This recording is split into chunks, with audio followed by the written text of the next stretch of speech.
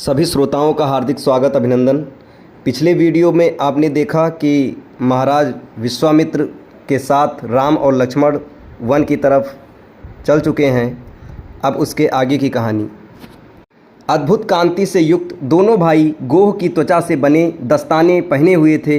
हाथों में धनुष और कटी में तीक्ष्ण धार वाली कृपाणें शोभायमान हो रही थीं। ऐसा प्रतीत होता था मानो स्वयं शौर्य ही शरीर धारण करके चले जा रहे हों। लता विटपों के मध्य से होते हुए 6 कोस लंबा मार्ग पार करके वे पवित्र सरयू नदी के तट पर जा पहुँचे। मुनि विश्वामित्र ने स्नेहयुक्त मधुरवाणी में कहा, वत्स, अब तुम लोग सरयू के पवित्र जल से आचमन स्नानादि करके अपनी थकान दूर कर लो, फिर मैं तुम्हें प्रशिक्षण दूंगा।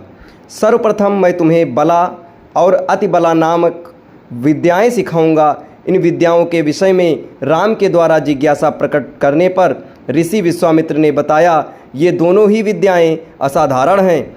इन विद्याओं में पारंगत व्यक्तियों की गिनती संसार के श्रेष्ठ पुरुषों में होती है। इन विद्वानों ने इन्हें समस्त विद्याओं की जननी बताया है।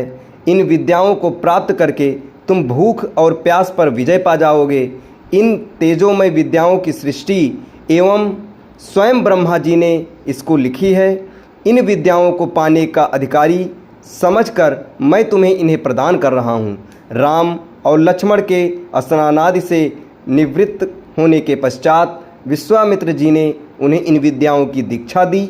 इन विद्याओं के प्राप्त हो जाने पर उनके मुखमंडल पर अद्भुत कांति आ गई। तीनों ने सरयू तट पर ही विश्राम किया।